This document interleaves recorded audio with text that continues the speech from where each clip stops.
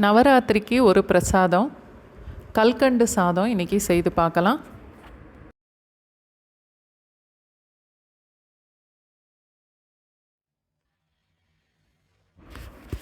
அரிசியை ஒரு கிண்ணத்தில் போட்டு நல்லா கழுவிட்டு குக்கரில் தண்ணி வச்சு அந்த தண்ணிக்குள்ளே இந்த கிண்ணத்தை வைக்கணும்.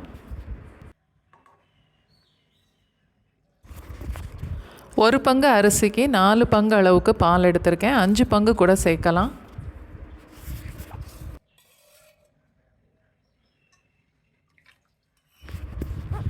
அரை டீஸ்பூன் அளவுக்கு நெய்யும் ஊற்றிட்டு கிண்ணத்தை மூடி போட்டுறணும்.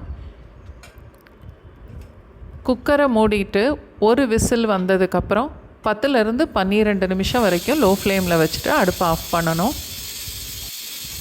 குக்கரில் டைரெக்டாக அரிசியும் பாலும் சேர்த்து சமைக்கும்போது பால் பொங்கி வெளியே வந்துடும். அதனால் கிண்ணத்திலேயே வச்சு சமைக்கணும். வேக வச்ச சாதத்தை கரண்டியில் நல்லா மசிச்சு விட்டுக்கணும்.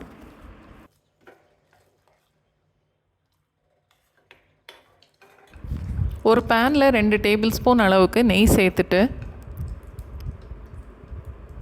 கேஷ்யூ நட்டை அதில் சேர்த்து கொஞ்சம் செவக்கிற வரைக்கும் வறுத்துட்டு ஒரு கிண்ணத்தில் மாற்றி தனியாக வச்சிடணும். அதே பேனில் வேக வச்ச சாதத்தை சேர்த்துட்டு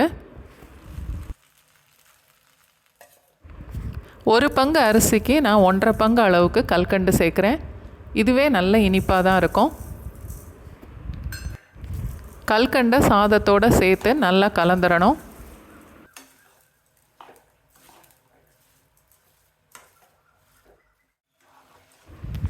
கல்கண்டு சாதத்தோடு சேர்ந்து கரையும் போது கொஞ்சம் தண்ணி ஆகும்.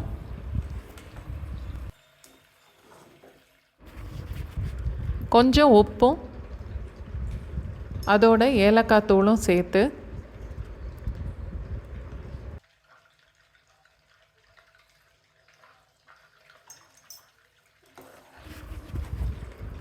நல்லா கலந்துட்டு 2-3 நிமிஷம் வரைக்கும் லோ ஃப்ளேம்லேயே குக் பண்ணணும்.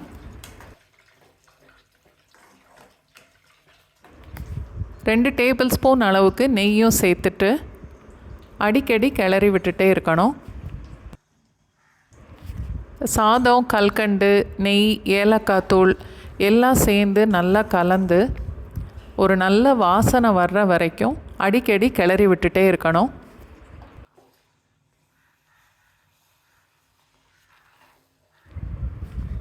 இப்போது வறுத்து வச்சுருந்த முந்திரி பருப்பையும் சேர்த்துட்டு